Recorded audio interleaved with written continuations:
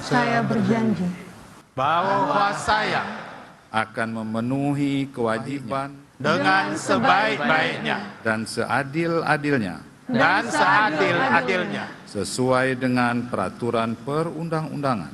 sesuai dengan peraturan perundang-undangan. 580 anggota DPR RI resmi dilantik kemarin. Dan setelah melewati rapat perwakilan partai politik, Ketua DPP PDIP Puan Maharani kembali terpilih menjadi Ketua DPR RI. Di pidato pertamanya, Puan berjanji menjadikan DPR terbuka pada masukan dan kritik dari masyarakat. Atas nama seluruh anggota DPR RI, kami juga mengundang partisipasi dari seluruh komponen masyarakat, media massa, pers, kaum intelektual, akademisi, mahasiswa, LSM, ormas dan lain sebagainya untuk ikut memberikan masukan, pandangan dan kritik terhadap berbagai kebijakan negara yang akan diambil. Berikanlah pandangan, saran, dan kritik yang ikut mencerdaskan kehidupan bangsa. Baru dilantik, sorotan pun tertuju pada sejumlah wajah baru. Seperti periode sebelumnya, sejumlah artis turut mengisi kursi di DPR. Penyanyi Once Michael dan Nafa Urbach salah satunya. Mereka pun mengaku punya visi yang akan diperjuangkan saat menjadi wakil rakyat. Tentu nanti kita akan membahas kembali bagaimana masa depan aturan-aturan yang berhubungan dengan hak cipta. Apalagi dengan datangnya teknologi baru seperti artificial intelligence yang harus kita pikirkan kembali bagaimana pengaturannya sehingga tidak menggerus kreativitas anak bangsa. Isu yang akan jadi fokus perhatian aku tuh kebanyakan adalah di pendidikan, kebudayaan, dan pariwisata. Karena selama ini kan beberapa diskusi-diskusi yang memang kita bahas itu isu soal pendidikan, di mana pendidikan kita kan sempat carut-marut, ya bukan sempat lagi sih, memang carut-marut sekali. Jadi isu pertama yang aku benar-benar concern nanti pendidikan. Ada pula wajah baru yang menjadi wakil generasi Z alias Gen Z, Anissa Mahesa misalnya. Perempuan berusia 23 tahun ini menjadi anggota DPR RI termuda. Anissa mengaku ingin memperjuangkan isu seputar Gen Z, salah satunya soal lapangan kerja. Yang ingin aku bawa itu lapangan pekerjaan yang inklusif. Karena tiap aku turun ke dapil, generasi muda seangkatan aku tuh pasti bilang, Teh Anissa ini gimana kita dapat kerja? Nah kalau di Banten, aku nggak tahu dapil lain ya, kalau di Banten mau dapat kerja itu mesti bayar dulu 1 juta. Ya itu kan harus kita suarakan, kasihan mereka mau dapat kerja nombok keluar modal dulu, ibarat kata kan gitu.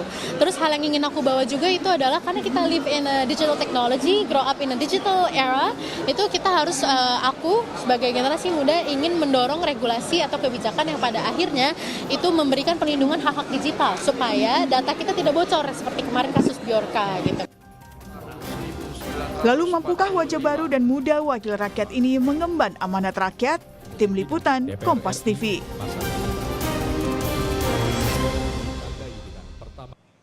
Saudara, sebanyak 580 anggota DPR RI resmi dilantik kemarin. Dari ratusan wakil rakyat tersebut, saudara, tak hanya muncul wajah baru, tapi juga ada banyak sekali anak-anak muda yang semangat dengan misi mereka. Kita akan membahas soal wajah baru dan energi anak muda di DPR bersama dengan sejumlah narasumber.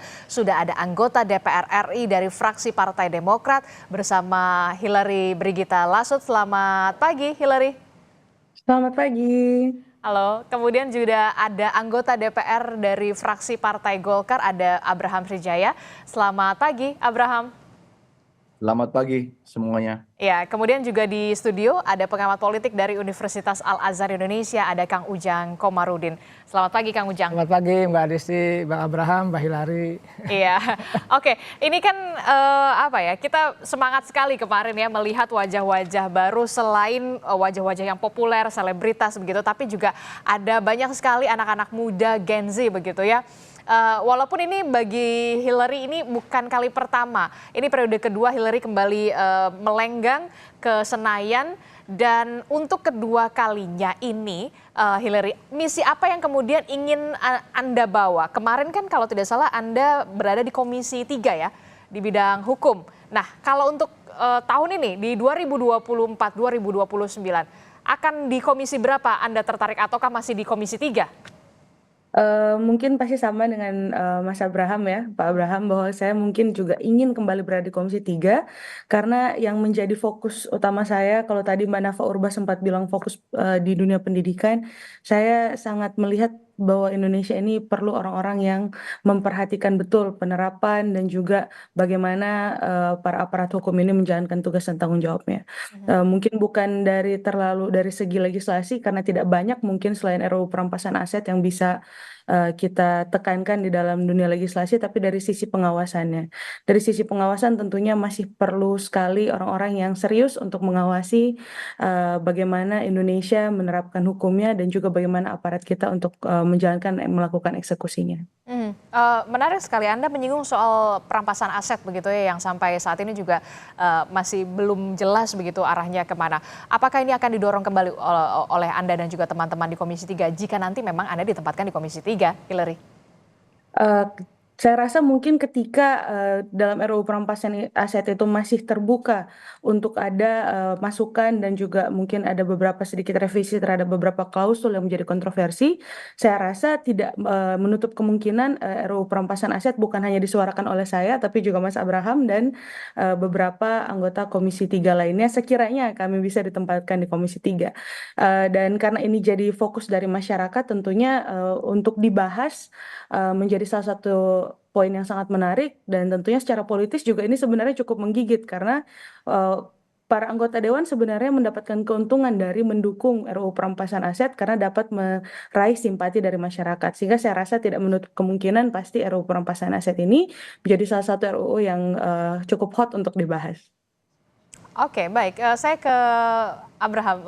Bung Abraham, ini menarik sekali. Anda ini kan sudah sukses ya, jadi pengacara, pengusaha juga, pendidikan juga sudah sampai S3 di bidang hukum. Nah, saya penasaran, kenapa kemudian seorang Abraham Sunjaya ini memilih untuk menjadi wakil rakyat? Ya, terima kasih. Yang pertama, ada ketidakpuasan dari diri saya dan para anak muda kelihatannya terhadap anggota DPR yang kemarin menjabat, sehingga banyak sekali anak muda yang terjun dan terbukti dapat menumbangkan incumbent. Tentunya kita ingin ke depan ini anak-anak muda yang masuk ke DPR ini secara umum bisa memberikan transparansi, akuntabilitas, etika anggota DPR yang lebih baik, serta sesuai pidatonya Mbak Puan mengajak partisipasi publik terhadap pembuatan undang-undang, legislasi maupun pengawasan terhadap pemerintah. Ya. Oke, Bung Abraham, ini kalau berarti Anda mantap kalau bisa dikatakan akan ke Komisi 3 begitu ya, sesuai dengan background hukum Anda? Saya itu keputusan di ketua umum dan ketua fraksi, namun saya meminta karena memang ada tujuan tersendiri dari saya kenapa kok saya mau masuk di Komisi 3. Termasuk kebetulan RUU perampasan aset ini masuk dalam disertasi saya S3. Saya punya pandangan yang agak berbeda terhadap masyarakat pada umumnya. Apa itu? Jadi RUU perampasan aset ini tujuannya adalah untuk mengembalikan kerugian negara yang dialami pada tindak pidana korupsi. Sebetulnya esensinya adalah itu. Tapi apa yang ada di RUU perampasan aset hari ini itu adalah tindak pidana secara general. Jadi bukan hanya korupsi, tapi seluruh pendapatan yang secara ilegal itu dapat dilakukan perampasan aset. Dan ini sangat berbahaya karena bisa berpotensi untuk terjadi penyelewengan penegakan hukum. Maka dari itu saran dari kami adalah bukan rancangan undang-undang perampasan aset ini disahkan, namun direvisi undang-undang tindak pidana korupsi dengan memasukkan perampasan aset di dalamnya. Oke. Nah, itu yang seharusnya dilakukan. Karena rancangan undang-undang perampasan aset ini sifatnya general. Artinya apa? Terkait tindak pidana lain selain tindak pidana korupsi juga dapat dilakukan perampasan aset yang pada umumnya sekarang penegakan hukum masih belum berjalan dengan seyogyanya. Kurang lebih. Oke, Ya. tapi kemudian yang saya tanyakan adalah ketika ini kan masih bersemangat begitu ya, semangatnya optimismenya menyala betul ya ibaratnya ya kalau kalau kata Gen Z gitu ya, menyala abangku gitu. Tapi bagaimana kemudian ketika pandangan-pandangan Anda ini kemudian terbentur dengan pandangan politik setiap partai politik atau fraksi Anda? Nah, makanya RUU perampasan aset ini harus dibahas dulu. Kan saya lihat selama ini RUU perampasan aset ini hanya mencuat, ayo RUU perampasan aset, tapi nggak pernah dibahas. Bahkan saya pengen tanya kepada teman-teman yang di fraksi, sebelum kita memberikan pendapat, lebih baik dibaca dulu RUU-nya. RUU-nya dibaca dulu dan dibahas dulu. Nah, apa yang kita mau bicarakan, apa yang kita mau debat kalau RUU-nya aja belum pernah dibaca sama mereka, kan gitu. Oke, Ya. jadi Mbak Hillary, sebenarnya apa sih kendalanya? Memang kalau dari beberapa pembahasan, walaupun di saat mencuatnya RUU perampasan aset ini saya sudah dipindahkan ke Komisi 1, saya melihat bahwa ada potensi di mana malah RUU perampasan aset ini bisa menjadi alat politik. Nah, ini yang perlu kita khawatirkan mengingat posisi Indonesia saat ini di mana pemerintahannya sudah hampir tidak ada oposisi ya. Tentu fraksi-fraksi juga para wakil rakyat ini harus berpikir dengan baik bagaimana di bawah politik kapal besar, kita harus bisa tetap menyuarakan aspirasi rakyat tanpa tekanan. Nah, ini yang menjadi satu hal yang mengkhawatirkan. Kebetulan S3 saya juga sama, berhubungan juga dengan tindak pidana korupsi, dan bagaimana undang-undang itu kemudian bisa mudah dipakai untuk menjadi alat politik, dan juga untuk kriminalisasi. Ini salah satu alasan mengapa Cak Imin pernah bilang bahwa aparat hukum atau juga sistem hukum di Indonesia tidak memungkinkan untuk adanya oposisi. Nah, ini yang kita kaitkan, jangan sampai RUU perampasan aset ini malah mungkin bisa menjadi alasan kenapa hampir tidak ada oposisi di dalam parlemen. Misalnya, itu menjadi hal yang sangat kita khawatirkan saat ini, khususnya sebagai generasi muda yang sudah ada di dunia politik, yang ya cukup berpengalaman dan saya sudah pernah ada di dalam. Bagaimana kita melihat bahwa tidak mudah untuk seseorang menyampaikan aspirasi dan suaranya, walaupun dia anak muda, karena bagaimanapun juga secara hukum di Indonesia, ketika kita mencari celahnya, ketika kita mencari salahnya, mencari kurangnya, seseorang itu pasti bisa ditemukan salahnya, kurangnya. Bahkan ketika kita salah bicara saja, toh ternyata bisa dijadikan mungkin penistaan agama, bisa dijadikan pencemaran nama baik dan lain sebagainya. Ini menjadi terlalu mengkhawatirkan ya, sehingga jangan sampai RUU perampasan aset ini bukan membela nasib dan hak masyarakat, tapi ternyata malah menyandra penanggung jawab aspirasi rakyat untuk menyuarakan aspirasi rakyat dengan lantang karena takut terlalu banyak pintu kriminalisasi. Padahal di Indonesia ini undang-undang tipikor khususnya yang paling ditakuti oleh para politisi. Biasanya itu undang-undang tipikor sudah dirubah menjadi delik material ya, di mana harus ada kerugian negaranya. Bukan seperti di zaman dulu ya, tidak ada kerugian negara, potensi-potensinya saja bisa dijadikan pintu kriminalisasi. Nah, ini yang membuat kita khawatir, dan jangan sampai RUU perampasan aset ini bukan malah menguntungkan rakyat, tapi ternyata malah merugikan rakyat. Oke, menarik sekali saya melihat pagi-pagi dua nama ini, dua wajah ini, walaupun Mbak Hillary kita tahu ini merupakan periode kedua, tapi ini langsung Abraham, kemudian Hillary juga langsung tegas mengatakan menyinggung soal RUU perampasan aset. Padahal saya baru mau menyinggung soal bagaimana akan seperti apa nanti ke depannya. Tapi langsung des semangat sekali gitu. Optimisnya saya senang sekali. Tapi begini, apakah optimis ini akan berlangsung di awal saja atau seperti apa nanti Anda melihatnya? Kalau yang sudah nih, Kang Ujang. Ya, saya melihat pertama positif dulu ya, bagaimana anak muda ingin punya kontribusi besar dalam konteks pembangunan bangsa melalui legislasi itu. Nah, kalau kita lihat bayangan saya dulu, misalkan ketika Nadiem jadi menteri itu saya senang, anak muda, tapi di tengah jalan juga nggak bagus.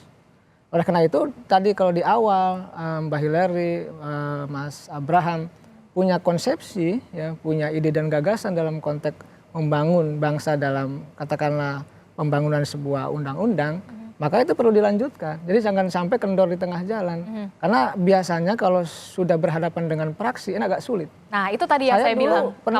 Saya dari 2011 sampai 2016 saya pernah jadi staf khusus ketua DPR juga, agak sedikit paham terkait dengan formulasi itu. Karena banyak senior saya, banyak teman-teman saya juga di DPR yang lama juga mengatakan ketika sudah keras, ketika ditelepon oleh ketua umum partai juga diam. nggak bisa apa-apa juga. Dan ini terjadi di hampir semua partai karena pengendali dari semua itu partai politik yang ada dalam praksi.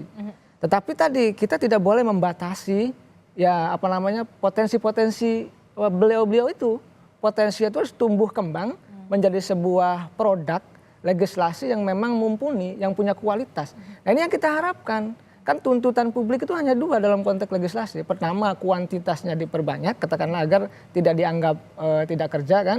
Lalu di saat yang sama membangun kualitas yang mumpuni dalam konteks membuat produk itu. Nah sehingga ukurannya jelas bahwa mereka yang berprestasi, mereka yang bagus, mereka yang punya kapasitas akan dinilai dengan baik. Tetapi tadi ada benturan-benturan ketika idealisme itu dibangun, kadang-kadang ada tembok besar yaitu namanya partai politik. Suka tidak suka akan berbenturan dengan itu dan itu pengalaman lama. Yang kedua saya ingin mengatakan Mbak Adisti ya, saya menghargai apa yang disampaikan oleh beliau-beliau berdua ya. Kenapa? Di Komisi 3 membangun sebuah apa ya konstruksi keadilan ke depan. Karena musuh kita ini kan sebenarnya salah satunya keadilan yang harus ditopang dengan penegakan hukum yang baik. Nah, reformasi ada, kalau saya mengikuti teorinya Bourdieu itu, kita ini tidak ada yang berubah reformasi ini. Mestinya kan berubah ekonomi, hukum. Tapi tidak ada, kenapa? Mentalitas kita tidak pernah berubah. Sebagai bangsa nggak ada. Korupsinya makin naik kok, makin tinggi. Nah, oleh catatan Padahal saya... ada revolusi mental ya? Ya, catatan saya maksudnya gini Mbak Adisti. Itu kita hargai sebagai anak muda yang punya idealisme, yang ingin ada di Komisi 3 untuk membangun hukum yang lebih baik. Itu kita hormati. Tetapi di saat yang sama, di periode yang lalu-lalu saya katakan Mbak, Anda seorang gubernur yang tadinya mantan anggota DPR, dia berkasus. Anaknya jadi anggota DPR di Komisi 3 dan mengamankan kasusnya sang gubernur ini. Tetapi dua-duanya masuk penjara juga. Yang satu disikat oleh kejaksaan, yang satu oleh KPK. Ini pengalaman, saya tidak mau sebutkan orangnya dan partainya mana. Tapi terjadi. Tetapi saya tidak mau seudon, saya meyakini Mbak Hillary, Bang Abraham adalah anak muda potensial yang punya kapasitas yang oke, ingin membangun bangsa melalui hukum di Komisi 3. Saya meyakini saya termasuk yang optimis dalam konteks itu. Anda termasuk juga yang optimis, saya juga optimis begitu dengan dua anak muda, ada Mbak Hillary dan juga ada Mas Abraham juga di sini. Nah, ini juga yang kemudian menjadi pertanyaan kita semua nanti setelah jeda, tapi ya dijawabnya Mbak Hillary dan juga Mas Abraham. Karena gini, DPR ini kan selama ini dikritik ya, karena dianggap kurang bisa peka mendengar suara aspirasi rakyat kecil. Sebagai anak muda dan anggota baru DPR, apakah Anda yakin nantinya bisa mengubah anggapan tersebut menjadi DPR yang bisa peka terhadap aspirasi rakyat dan juga mendengar aspirasi rakyat? Jangan dijawab dulu, usai jeda kami akan kembali. Terima kasih Anda masih bersama kami di Sapa Indonesia Pagi. Saudara, kita masih membahas apa saja misi yang dibawa dan juga energi baru yang dibawa oleh para anggota Dewan kita yang sudah resmi dilantik kemarin. Tidak hanya kalangan artis tapi juga anak-anak muda Gen Z yang kritis dan juga tentu saja bersemangat pastinya. Tapi kita akan lihat dulu Mbak Hillary dan juga Mas Abraham, ada survei Litbang Kompas yang kita paparkan. Ya, ini dia, kita lihat, yakin ketika ada pertanyaan, yakinkah Anda DPR ke depan akan mampu dalam mengawasi jalannya pemerintahan? Nah, dari survei tersebut hasilnya 63,8% ini yakin. Tapi ada 23,1% yang tidak yakin. Jadi mayoritas masih yakin dengan 63,8% ini yakin bahwa DPR ke depan akan mampu mengawasi jalannya pemerintahan. Dan nextnya kita akan lihat pertanyaannya. Nah, salah satu pertanyaan yang juga diutarakan pada saat survei adalah, yakinkah Anda DPR ke depan akan mampu mendengarkan aspirasi masyarakat? Dari survei hasilnya 54,4% ini mengatakan yakin bahwa DPR ini ke depan akan mampu mendengarkan aspirasi masyarakat. Tapi masih ada 33,1% yang ternyata menyatakan tidak yakin nih DPR ke depan akan mampu mendengarkan aspirasi masyarakat. Lah, inilah hasil survei Litbang Kompas, saudara. Nah, kita akan tanyakan nih ke Mas Abraham dan juga Mbak Hillary soal bagaimana keyakinan masyarakat yang mengatakan bahwa memang yakin betul DPR ini bisa mengawasi pemerintahan, termasuk juga DPR bisa mendengarkan aspirasi masyarakat. Kalau kita lihat faktanya bahwa pembagian kekuasaan di DPR ini berjalan mulus, kita tahu Koalisi Indonesia Maju Plus ini menguasai parlemen saat ini. Jawaban Anda, Mbak Hillary?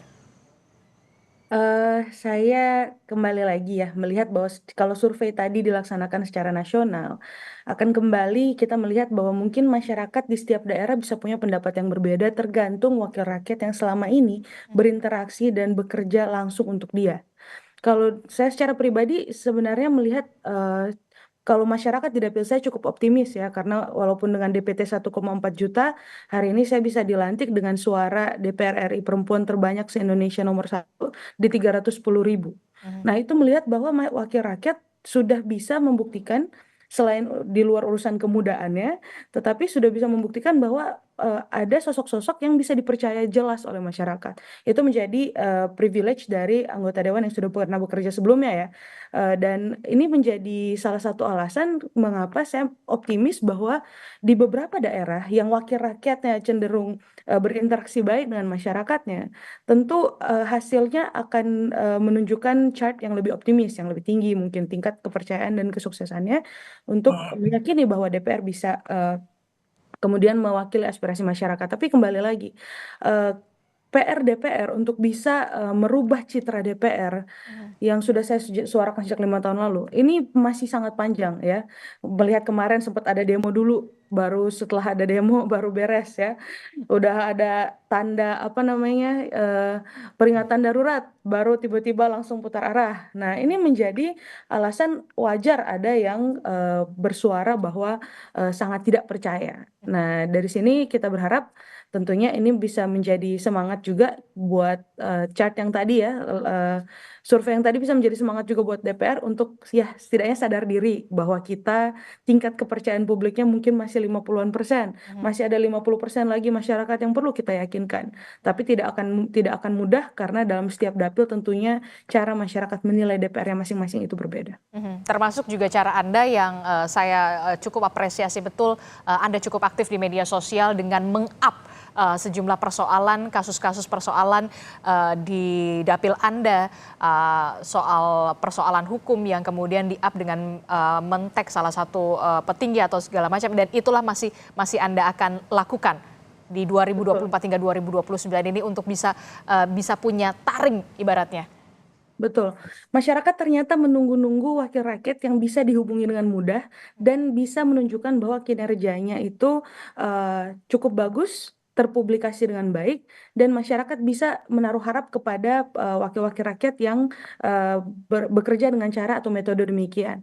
Nah, ini juga menjadi alasan mengapa menurut saya para wakil rakyat yang mungkin anak-anak muda menjadi lebih diuntungkan ya, karena kita punya cara-cara dan terobosan-terobosan baru untuk bisa membangun komunikasi dengan masyarakat. Nah, yang para senior ini agak lebih PR karena agak jarang ya bagi mereka untuk mungkin memanfaatkan media sosial khususnya untuk bisa respon cepat suara rakyat. Nah, ini juga mengapa saya yakin mempengaruhi tadi survei yang tadi ya. Karena masyarakat tidak melihat pekerjaan-pekerjaan dari wakil rakyat senior karena tidak terpublikasi dengan baik, bukan karena mereka tidak bekerja mungkin ya, tapi karena tidak terpublikasi dengan baik jadi masyarakat tidak tahu dan akhirnya malah tidak diuntungkan dari situ. Akhirnya citra DPR kelihatannya cuma pas tidur aja. Padahal ada juga wakil rakyat senior-senior karena nggak bisa publikasi, nggak biasa main media, nggak biasa main media sosial, akhirnya udah kerja pagi siang malam dianggap tidak kerja dan tidak dipilih lagi. Nah, itu jadi salah satu hal yang menurut saya perlu diperbaiki mungkin dari DPR dan mungkin menjadi tugas dari anak-anak muda untuk menginspirasi supaya para senior ini bisa mungkin berkembang sesuai dengan perkembangan digital dan akhirnya mempercayakan media sosial, media massa untuk mempublikasikan kinerjanya. Oke, menarik sekali.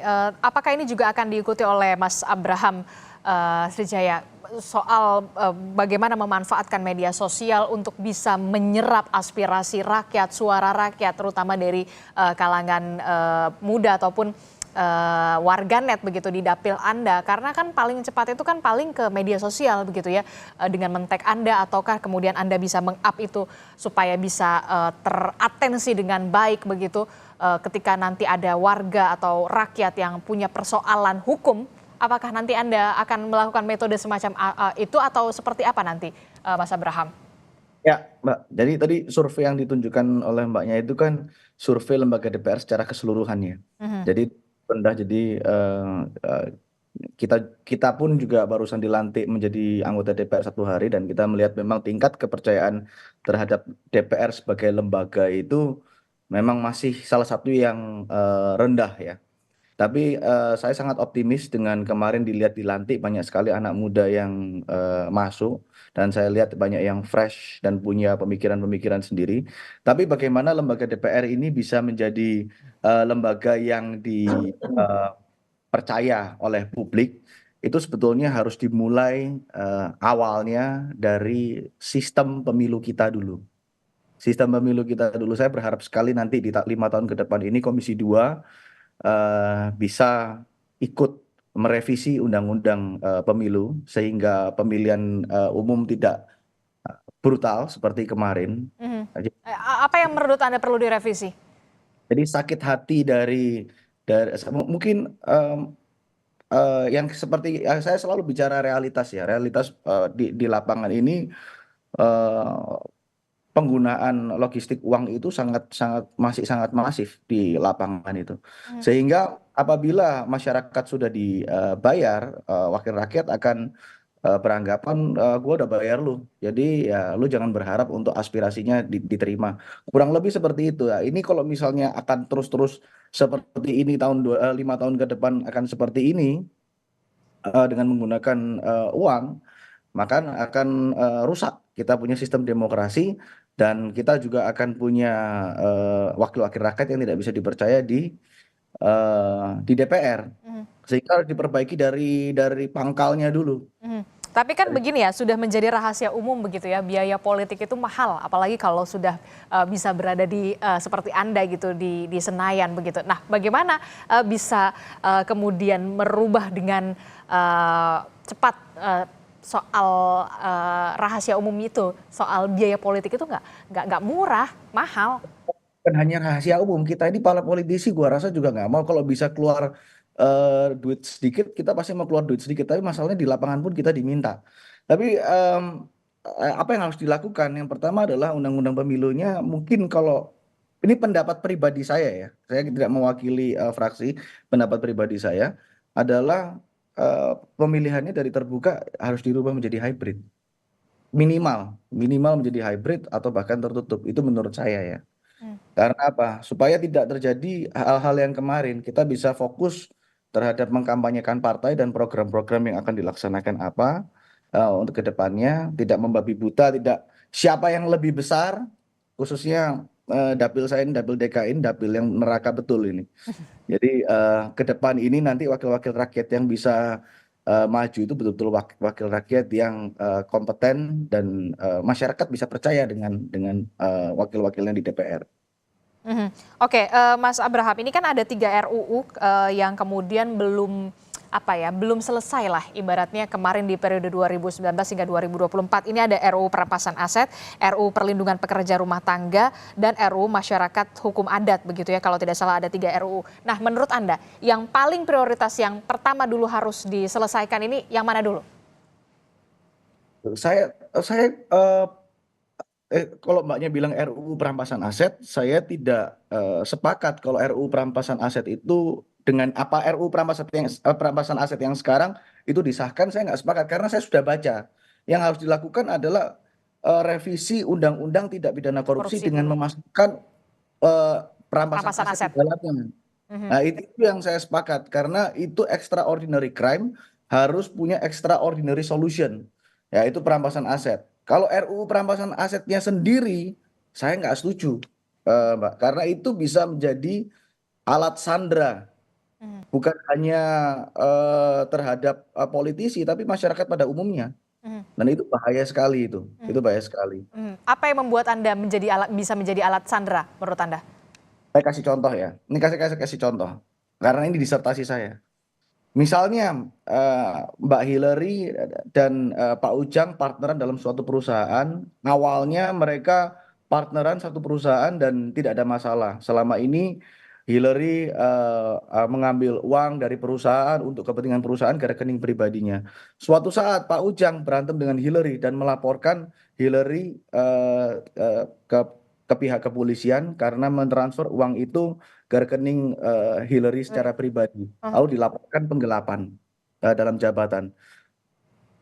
Apabila RUU perampasan aset diterapkan tindak pidana secara keseluruhan, itu bisa dikenakan loh Hillary kena perampasan aset.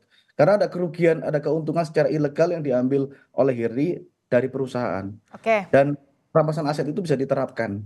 Dan ini bisa menjadi alat peras. Ya kan, kalau mau damai kira-kira harus keluar duit berapa kan, kira-kira gitu. Ya, ini bahaya sekali. Itu urusan satu hal ya. Ini urusan satu hal. Belum kita bicara yang lain ini. Saya kasih contoh lagi. Jadi harus ada yang diperjelas dulu di sini ya, harus ada yang diluruskan dulu. Harus spesifik, tidak bisa tindak pidana secara general, harus tindak pidana korupsi. Nah, dalam RUU perampasan aset ini tidak disebutkan tindak pidana korupsi, tapi tindak pidana pada umumnya. Misalnya contoh lagi, kasus timah 371 triliun. Itu kasus timah itu sudah kerusakan ekologisnya sudah ada dari zaman Belanda. Oke. Nah, terus perampasan asetnya siapa yang disita? Nah, gitu. Untuk mengembalikan kerugian negara. Nah, itu akan menjadi problem. Dan itulah yang kemudian ketika nanti Anda, bukan ketika nanti Anda, tapi ketika Anda sudah hadir di dalamnya di Senayan, inilah yang kemudian harus dibereskan lebih dulu, begitu ya menurut Anda ya? Harus dibahas dulu, ini harus dibahas dulu. Formilnya seperti apa, materialnya seperti apa, kita harus bahas dulu. Makanya kalau misalnya itu RUU perampasan aset disahkan dalam keadaan yang sekarang, saya nggak setuju. Itu harusnya dimasukkan dalam undang-undang tindak pidana korupsi. Oke, Kang Ujang? Ya tentu saya sih melihat sesuatu yang positif saja kalau punya ide gagasan ya terkait dengan pembaharuan ya, revisi misalkan terkait undang-undang perampasan aset. Dan itu menurut saya anak muda siapapun harus punya produk gagasan itu. Nah itu yang ada dinilai dari para anggota itu. Nilai value seorang anggota adalah gagasannya. Dan dari itu semua ujungnya adalah produk yang dibuatnya. Oleh karena itu ya, tetapi memang saya katakan, saya punya pengalaman dulu juga ketika menjadi staf khusus itu, merancang undang-undang itu kadang-kadang ada pesanan, tolong membuat pasal ini argumentasinya seperti ini, mencari pembenaran seperti ini. Itu juga terjadi, tetapi tadi saya ingin mengatakan tidak bisa ide gagasan itu dibentengi oleh misalkan kekuatan partai politik. Jadi memang ide gagasan itu harus melompat pagar-pagar itu. Tetapi karena ini adalah penguasanya partai, kadang-kadang nanti kalau terlalu keras dipindah komisinya di PKO. Karena ini menjadi persoalan. Tetapi tetap saja harus kita bangun optimisme itu, kita bangun ide gagasan besar untuk membangun bangsa dari kontribusi anak-anak muda yang ada di parlemen. Tetap itu harus dibangun, harus dimulai begitu. Oke, itu tadi yang kemudian bisa menarik sekali. Apakah nanti kalau terlalu keras begitu untuk mengkritik atau terlalu keras untuk kritis begitu, jangan-jangan nanti bisa dipindah komisi. Nah, ini gimana nih, udah siap belum Mbak Hillary dan juga Mas Abraham? Kalau saya udah pernah, Mbak. Saya udah pernah dari Komisi 3 gara-gara mulutnya terlalu berbeda mungkin nggak bisa direm ya, akhirnya pindah komisi sebelah, pindah komisi 1. Dan untuk sampai urusan pindah partai juga saya sudah pernah. Jadi saking terlalu berbeda kadang-kadang sampai urusan pilpres bisa berbeda, urusan pilihan presiden berbeda aja sudah bisa membuat kita tidak nyaman di salah satu partai gitu. Dan Anda pantang mundur, tetap berjuang bersama dengan rakyat. Betul.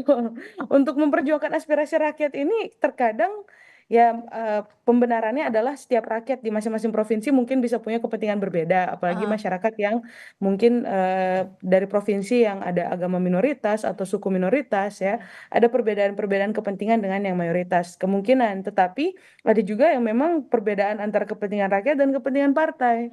Nah ini menjadi ribet dan kadang-kadang ya. Dan Anda sudah terbiasa ya terus dipindahkan begitu ya, sampai Anda juga harus pindah partai. di PAW dulu, pindah partai dan lain-lain. Itu jadi walaupun di partai tersebut tentunya bukan partai yang buruk, tidak, tapi ada beberapa kepentingan yang berbeda sehingga terpaksa langkah-langkah seperti itu harus berani diambil oleh anggota dewan. Kalau anggota dewannya tidak berani mempertaruhkan jabatan dan tidak berani mempertaruhkan kepentingannya untuk masyarakat, ya tentunya dia tidak akan bisa menjadi anggota dewan yang tentunya bisa diharapkan masyarakat untuk perjuangan. Oke, kalau Mbak Hillary ya saya sudah tahu lah ya, dia sudah dipindahkan begitu, bahkan sempat pindah partai. Nah kalau Mas Abraham sendiri, bagaimana Anda punya keberanian yang sama juga ketika Anda merasa saya berada di barisan rakyat ini, tapi ternyata terbentur? Ya, yang pertama yang harus kita lakukan adalah kita harus punya alasan logis dan alasan yang rasional kenapa kok kita punya pendapat itu, dan kita harus mampu melakukan pendekatan terhadap partai agar bisa sejalan dengan apa yang diinginkan oleh rakyat. Oke. Itu yang harus dilakukan dulu. Apabila nggak bisa, ya jabatan menjadi taruhannya. Kenapa? Saya juga selalu bilang ke teman-teman pengusaha pada umumnya, teman-teman pengusaha jangan jadi anggota DPR. Jadi anggota DPR itu ternyata nggak enak. Saya barusan tahu jadi anggota DPR itu ribetnya setengah mati ya. Kita harus lapor LHKPN, pengeluaran juga harus Tapi nggak nyesel dong. Jadi saya belum bisa ngomong nyesel atau enggak ya, baru dilantik 1 hari. Tapi ribetnya setengah mati, jadi saya harus menyesuaikan laporan keuangan saya, dan itu bukan hal yang mudah untuk seorang pengusaha menjadi politisi. Dan apabila saya harus melepaskan jabatan saya sebagai anggota DPR, suatu hari nanti saya sudah nggak berkiprah di politik, saya akan kembali menjadi pengusaha. Sooner or later saya akan kembali menjadi pengusaha. Saya hanya ingin membuat sistem di Indonesia ini lebih baik. Saya bisa menjadi corongnya bagi anak-anak muda, khususnya dari Partai Golkar. Tapi tentunya saya berharap teman-teman fraksi Partai Golkar bisa membawa amanah yang diberikan oleh rakyat dengan baik. Nah kalau dipindahkan komisi berani juga, sudah siap? Nggak ada masalah. Kita bisa berkarya di seluruh komisi pada intinya. Cuman Partai Golkar akan bisa menggunakan saya dengan maksimal apabila ditaruh di Komisi 3. Kurang lebih. Oke, yang jelas jangan sampai ada tagline-tagline lagi seperti yang kemarin Mbak Hillary ya, peringatan darurat lagi begitu ya. Sudah cukup lah ya yang seperti itu ya. Kalaupun nanti akan ada lagi, ya jangan sampai lah. Kalaupun ada, saya berharap Anda berdua bisa berada di paling depan pada saat ada rakyat bersuara. Itulah yang kemudian saya harapkan. Terakhir, Kang Ujang. Kita kawal semua ya, para anggota DPR muda, saya akademisi mengawal proses transisi demokrasi ke depan. Karena pertaruhannya besar. Kalau kita sampai setback ke belakang, ini tentu rakyat akan dirugikan. Inilah momentum terbaik pemerintahan baru, DPR baru, untuk membangun optimisme itu. Optimisme ada, cuma tadi karena persoalan yang banyak di masa lalu, ini yang harus kita perbaiki satu demi satu. Sehingga apa? Sehingga tadi kepercayaan ke DPR makin tinggi, kepercayaan kepada eksekutif juga makin tinggi. Sehingga apa? Sehingga rakyat itu ketika trustnya tinggi kepada legislatif dan eksekutif, maka membangun bangsa akan lebih mudah. Dan saya percaya masyarakat tidak akan diam dalam konteks mengawasi dan mengontrol baik anggota DPR-nya, wakilnya di parlemen maupun eksekutifnya. Kita kemarin di akhir ujung pemerintahan Jokowi saja, mohon maaf, revisi undang-undang pilkada akan dieksekusi dan anggota DPR diam semua. Karena rakyat turun, mahasiswa turun, kekuatan rakyat berbalik. Oleh karena itu tetap ini adalah perjuangan bersama, mari kita bangun Indonesia bersama-sama dan bangun optimisme itu agar bangsa ini bisa maju ke depan. Begitu Mbak Disti. Oke, titip amanah dari rakyat untuk Mbak Hillary dan juga Mas Abraham begitu untuk 5 tahun ke depan. Pasti banyak sekali harapan dari warga Anda di dapil Anda tentu saja yang digantungkan kepada Anda. Tentu saja amanah ini bukan amanah yang ringan begitu ya, tapi kita berharap Anda bisa mengemban amanah ini karena Anda berada di sana sekarang karena suara dari rakyat. Terima kasih Mas Abraham, Mbak Hillary telah bergabung bersama kami. Kang Ujang, terima kasih telah bergabung bersama kami. Selamat pagi Mbak Hillary semuanya dan juga bapak-bapak. Assalamualaikum, selamat pagi. Sehat selalu. Waalaikumsalam warahmatullahi wabarakatuh.